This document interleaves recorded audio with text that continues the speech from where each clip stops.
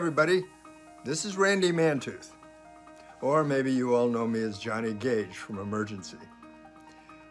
Greg Rundle has asked me to welcome you to the Mercy Ambulance reunion. I just want to thank you, and I want to salute you for your career choice. Whether you're a paramedic or an EMT, this is not a job for everyone, as you probably well know. I speak to firefighters, paramedics, EMTs, ER doctors, and ER nurses all over the country, and I tell them every time that there are three qualities that every firefighter, every paramedic, every EMT, ER doctor, ER nurse have to do this job, and that is courage, compassion, and caring. And I think that all of you have those three qualities. And I want to thank you for what you do, and I want to salute you for what you do. And I also want you to have a heck of a lot of fun tonight. I wish I could be with you. There's a lot of things in life that I don't do right, but I can celebrate well. So this is my loss. So maybe next time. All right, that's it, guys. Have a good night tonight, and maybe I'll see you on down the road. KMG 365. Squad 51, out.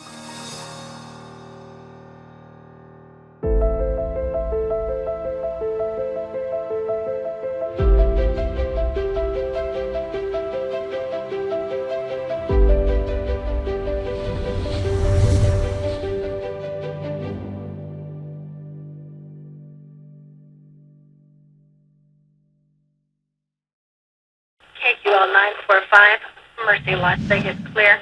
Unit, stand by to copy and call. Las Vegas, 1950. If you needed an ambulance, there's a good chance you'd find yourself saying, "Are they going to save me or bury me?" as a hearse pulls up. I was not trained. I was not a PMT. I was not an EMT. I didn't know what I was doing. Alan's father owned Bunker Mortuary and two dual-purpose hearses. But he wanted out of the ambulance business. One day in 1953, a retired Army medic showed up named Bud Bishop. Come live in the back of the mortuary, use our ambulances, and learn the city and learn the business by yourself. He sold the two ambulances to them for $1 a piece. And that's the day Mercy Ambulance was born.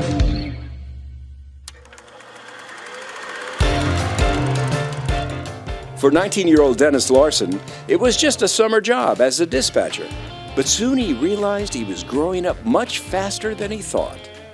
At that time, Ernie Moore was the owner of the business, and he called me in the office one day, and he said, "You ever thought of riding rigs?" And I said, "Well, yeah." And he says, "Have you got any kind of first aid experience?" I said, "Well, I'm a Boy Scout. I got an advanced first aid card." He said, "Well, that's all you need." He says, "But you're not old enough. You got to be 21. And I said, "Okay, well," I figured that was the end of it. I went back out, and a day or so later, he called me back in the office, and he hands me a business an employment application. And he said, "I need you to sign this here." And I said, "Well, I've already filled one of those out." And he says, "No, you need to sign this." And I looked down at it, and I said, "Well, you've got my date of birth wrong on this." And he says, "I tell you, just sign the application and go about your business." And so the application made me 21 years old. So he says, "Now if you want to ride the rigs," he says, you're good to go. But you had to go to the health department, get a health card and some other things. And he says, "Just go over there and don't tell them anything. Just give them the application." He says, "You'll be fine." And so after a process of a week and keeping my mouth shut, I went over, and next thing I know is I got an ambulance driver attendant card and through the health department, and I was out riding the rigs. Ralph Gilliam recalls in 1971, not much more than desire was required to work the streets. I was looking for a new job. I'd just graduated with an AS in biomedical electronics, and at that time, Mercy was mainly Mercy Medical Supply. A friend of mine that worked for the ambulance division asked me if I wanted to take a ride along when I was coming back in from a service call. And I said, "Sure, why not? I've never been in an ambulance before, never even really seen anybody injured." From that time on, just about every day that I could, I was riding with the crews and learning to be some kind of a medic. We evolved from having an advanced first aid card and just doing the minimum you could do. Again, you would set broken bones as best you could. We used some state-of-the-art stuff they had back then, and we would stop the bleeding. You start to breathe into an airway on them or something like that.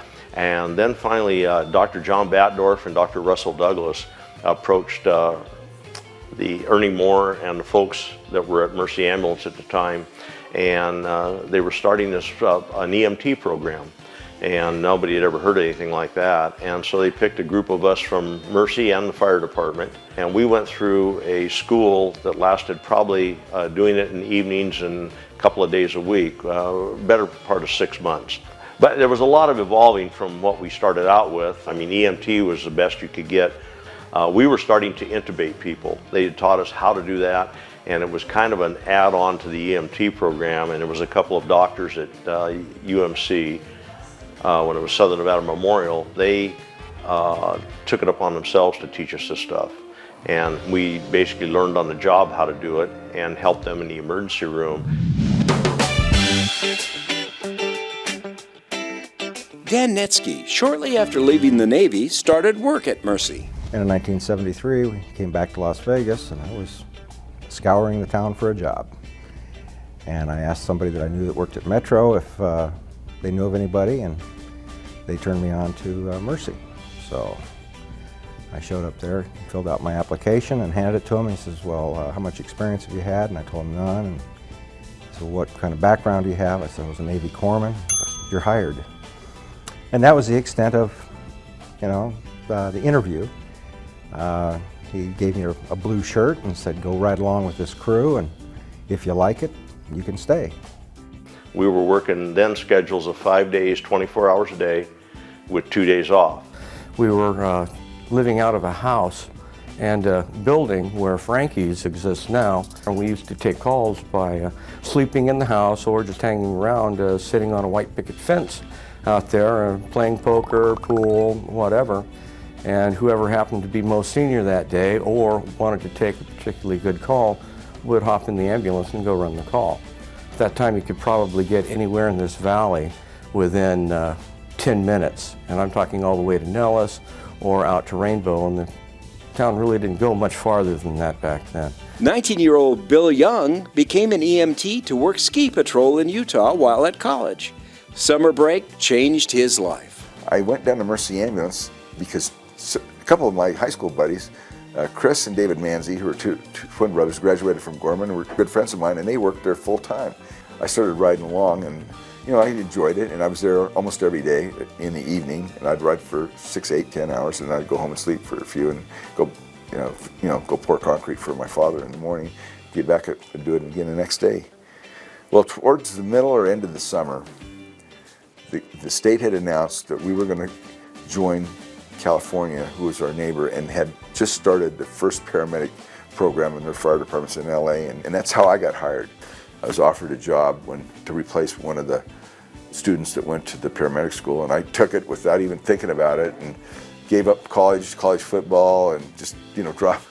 And my parents they were just disgusted with me. Dennis remembers one day he had a third rider. The year I was getting on the PD, probably within about 3 or 4 months of me leaving to get hired on the police department, a young guy came over named Bob Forbes, and he showed up over there one time, and somebody said, hey, this kid here wants to ride third man on a rig. Well, it was like dragging a stepchild around out there, just don't touch nothing, Well, I end up leaving, and he gets to work there, and the next thing I know, Bob Forbes owns the company. How ironic is that this guy that wanted to ride third man on a rig, and we were telling him he was lucky he could open our door for us, now owns the place, So you got to kind of watch out for some of them people. It could come back to haunt you, Bob had just graduated from Long Beach State with a business degree, and he was teaching over at Gorman High School. The way he got involved with this is he was interested in EMS, and during the summer he would work part-time with us here. Matter of fact, one of my first summers here, Bob and I were partners on the street. During that time, he was made an offer to give it a go at running the company because nobody else was, and he said sure. I think for about the first 2 months He mainly was washing gurneys and wheelchairs in the back because we had this huge backstock of equipment that was just sitting around from the medical supply. And that's how Bob got started in it. Well, the company was about 4 ambulances. 3 of them probably ran sometimes, and 1 of them was always in the garage being repaired. They were high-top Suburbans. They had chrome wheels, little skinny tires, and 500 horsepower motors that were chained to the chassis on the torque side of the motor so that they wouldn't tear the motor mounts out. And the guys that worked for us drove them just as fast as they would go. 100 miles an hour down Main Street from Charleston to Fremont, and things like that. Back in 1975, I know that it seems like a long time ago, and it was a long time ago. I came out to Las Vegas from Georgia on a round-trip Delta Airlines ticket on a vacation. And I wanted to see how EMS was in the big city. So I came down to Mercy Ambulance and to ask to ride third to see what it was like. I come into the building, I see Dan Netsky laying on the couch waiting on a call, and Mike Murphy's over here reading a magazine, and Dyke Mandelbaum is dispatching, so I asked about riding third. And Dan was happened to be paired up with Ken Riddle that day and was working, so they let me ride third for 24 hours. And at the end of their shift, I had run more calls in 24 hours than I had the previous 12 months in Georgia. I was hooked. Well, the first paramedic class was a pilot program sponsored by the state of Nevada, and Governor O'Callaghan was the governor at the time, and he supported it 100%, and it was done through the community college. There were 6 paramedics from Mercy, or 6 medics from Mercy. Mike Rogers, Kerry Von Arquity, Jeff Ellis, Austin Potenza, Mike Murphy, and myself. Linda Netsky was a nurse at Sunrise Hospital ER. At the time, EMS in Clark County began to change forever. And then the first paramedic class was going through during the same kind of time period. They needed people to go out and ride and do evaluations, etc., help them with their skills, where now you have preceptors and all these other kinds of things. So I'm out there riding along, and sometime in there, I never went back. I would work at the hospitals periodically because, you had to work 3 or 4 jobs just to keep it together. But in reality, I never went back. Young Mary Garber grew up in Southern California and was one of the first females to apply to the newly formed California Paramedic Program. After graduation, she got a call. I can't remember the connection, but I got a call from Bobby, and Robert Forbes. He wanted me to come up and interview in Las Vegas. So I came out here, we had the interview, and it was just so amazing. This was such an opportunity because there was no women paramedics in the state of Nevada. This was all new. He was so progressive. He was always thinking outside the box. And so he brought me in outside that box, and it was a hard journey because Dr. Ghanem actually sat me, I can see it to this day, sitting across from his desk, and he looked me straight in the eye and goes, "We don't want any out-of-state paramedics, and we don't want any women paramedics." So that was my challenge. So it made me sad, but I realized I didn't bite off more than I could chew, but I had a big journey ahead of me. Eventually, I got everything done, and all of a sudden now I'm the darling.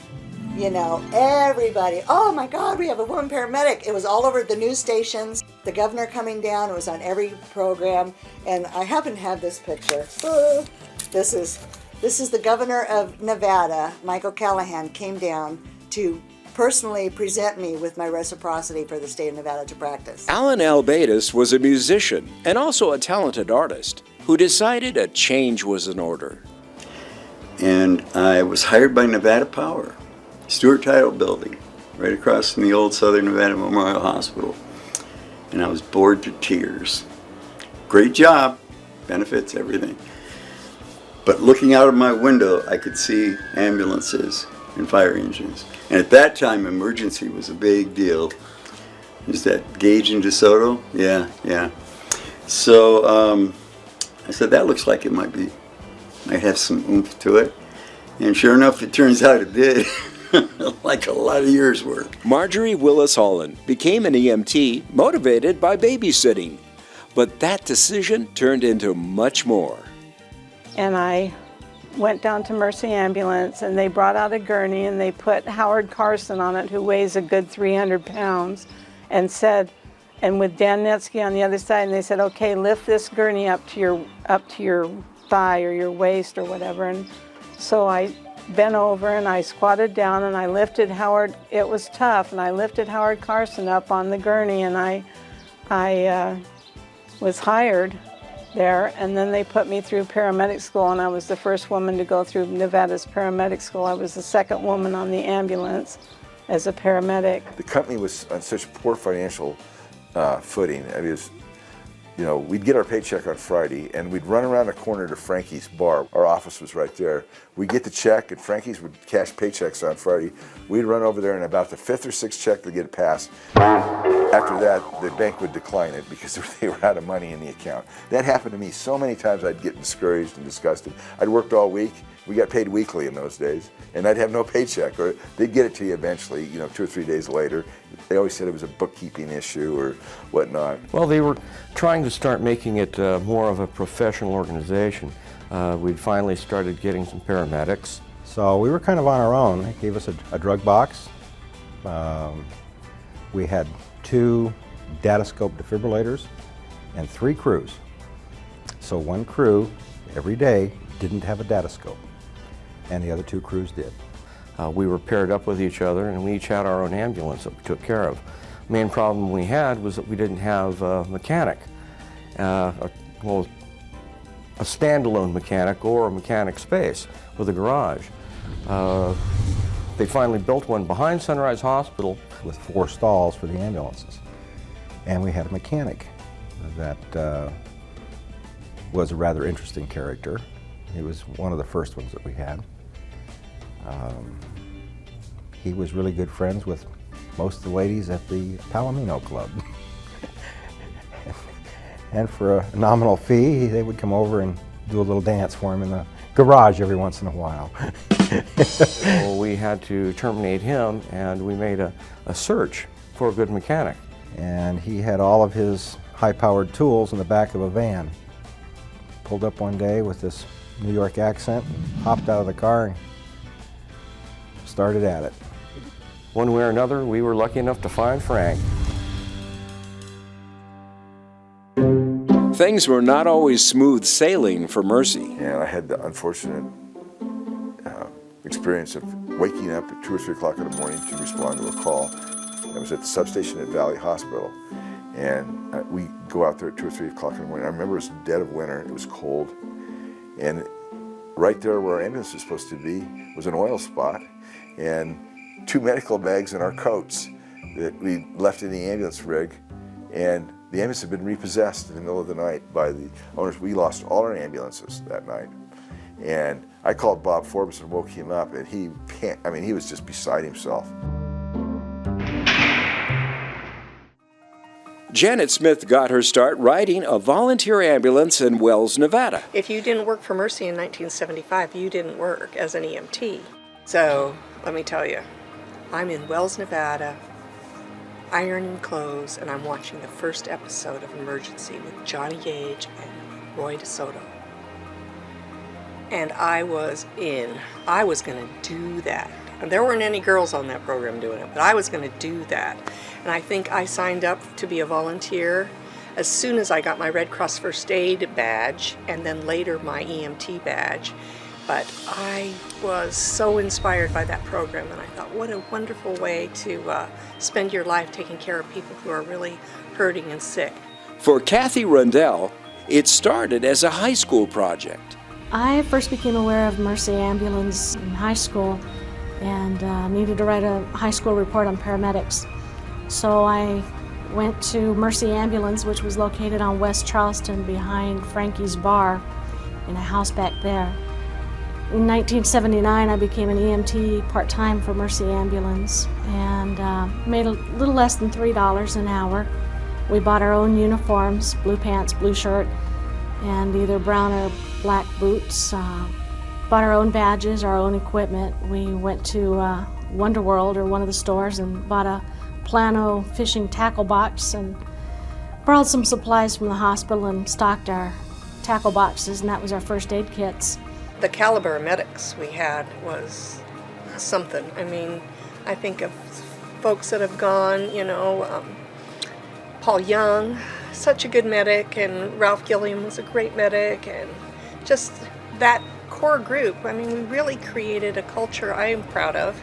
We put ourselves out there in the limelight, and so many people wanted to achieve what Bob and his team were able to achieve.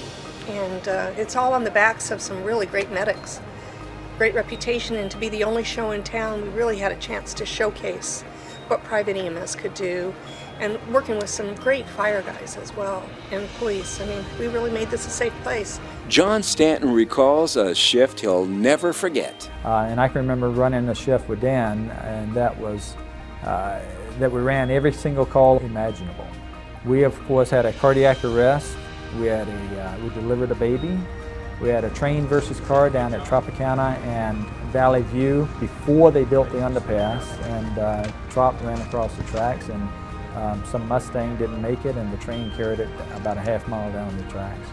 We had a knifing, we had family disputes, we had COTUs. We even had one fella down behind the Union Plaza that was sleeping on the tracks, and the train cut his lower legs off, and Dan transported his legs. It was in the back with him, and another unit brought the patient in, but Dan and I brought the legs in. And I swore up and down I'd never work with Dan again because he was bad karma.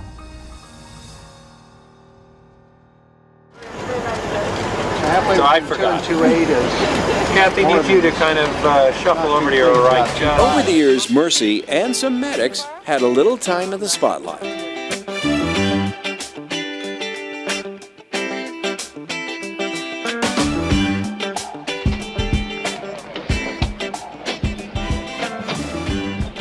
Take it easy.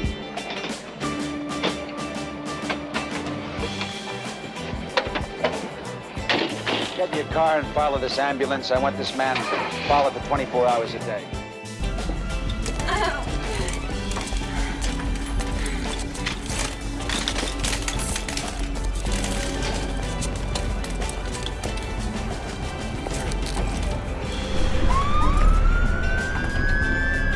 In The Gauntlet, star and director Clint Eastwood designed the movie Ambulance after two real Mercy ambulances working the streets at the time.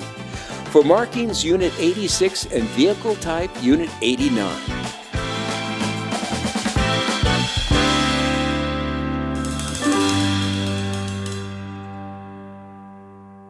Camera speed. Mark. November 21st, 1980. The MGM fire. And I was living in Boulder City at the time, and we were coming to work in the morning and came over the hill and saw this smoke coming off the valley floor. And I said to my wife at the time, somebody's going to be really busy today. Dan, maybe we ought to just turn around. And I turned on the radio. Smoke is just billowing out of the main casino area. The palm trees alongside the building are so hot they've caught on fire and are burning at this time. Metro units have got the area surrounded. Paramedic units are on the scene trying to help people. It was a long day. We were just getting off a shift. Yeah, we were just ready to turn the rig in.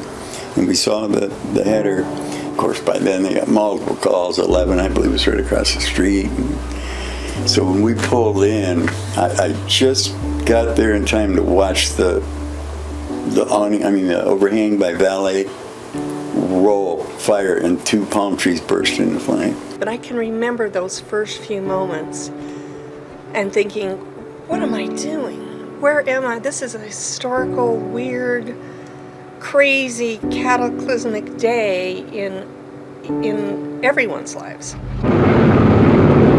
What did you see when you got here? A lot of people really panicky. There was hundreds of people just breaking the glass out from the windows, taking sheets and trying to come down from 30 floors down. Unfortunately, a lot of the people were Spanish speaking, and it was very difficult to communicate to them. They were so panicky, we were afraid they were going to jump from the 20th floor, and as you know, some of them did. Got to work, got an ambulance, went right straight to the hotel. Started transporting patients by the ambulance full, as many as 13, 14 patients in one ambulance at a time. And it was just shuttling all day, back and forth, back and forth. Then they took us off of that to go through the hotel with Dr. Ravenholt, a Florida Time, to confirm, and he'd leave a big X on the door with the number of fatalities in the room, or whether it was clear. So, yeah, long day. So we spent basically the day either at one of the triage. We assisted to the roof loading helicopters from basically 8 o'clock in the morning until we were called and told we had to be on the news. It was kind of like, is there a bathroom? Do we have to lift anything? Is it warm? We'll do it. After literally catching a breath from the MGM disaster, the phone rang in Mercy Dispatch. Yeah, we've had a major high-rise fire at the Hilton. Hilton? Yeah, Las Vegas Hilton. Fire control by. Bye. Hello, who's this? I need you guys to go. I need 89. I got 86. We got a high-rise fire at the Hilton. Oh, says bye. Level P89, go Snake Code 3, Bob. Yeah. We got a high-rise fire at the Hilton. I've got 3 units on the way over. Okay. 2528 is setting up a command post on the east side. 2997 in the area. 27 is on his way en route. Well, what's the callback status at this point? Be advised we've got about 99% coming in. I think what Bob did is really bring some prestige to the business. He was so good on his feet. His leadership during the MGM fire also really caught the attention of EMS leaders all over the country. Everybody wanted him to speak at their conferences. I mean, we learn by the disasters that happen, and we have to learn from each other, and it's that generosity. I think Bob was really generous, and he really gave everybody a chance, and a lot of second chances. If I had a young supervisor or somebody just starting and I could see they had the potential acumen to do this, man, I'd try and plug them into different programs. I'd get them into the school system maybe. I'd encourage them to run for office of some sort. I would have them do community projects. I would have them do something other than just focus on the ambulance business. I mean, not to say that's not critical and their time is valuable. If you're going to develop somebody's talent, you better develop it early on so that when they do have to take that bold step to the next step, they're prepared for it.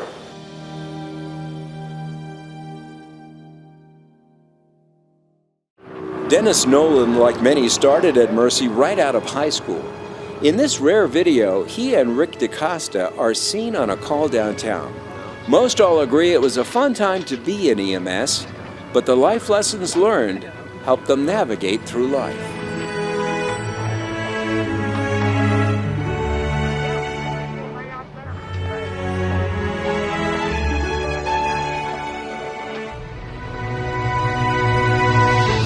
It was a lot of fun. I tell you what, for that time I worked there full time and the part-time stuff and the people I met and the time and the experiences I had for a young guy, it was great. I'm glad I did that. I mean, my friends were bagging groceries and bussing tables and doing whatever they wanted, and I'm out there running around in an ambulance in the middle of everything. And I said I really loved it, and that's probably why I went to be a police officer. You know. I gotta get my composure. A gal came up to me and she goes, "Aren't you Mary Garber?" And I go, "Yeah, I am." You know, it shocked me because, you know, this is 40 years ago. And she goes, "I want to thank you for what you did, because what you did, paving the way, I can now do what I love and support my family." And that was gold to me. boy, I learned a lot about life. You know, the first time somebody dies in your hands, you're there, you're by yourself with them in the back of the ambulance, and you realize that they've just died, and there's nothing more you can do, and you've given it your best, and you think a little bit more about life in those situations. And it made me grow up and really started doing something important. And I felt every day that I went to work at Mercy Ambulance, I was a very important person, and what a good feeling that was.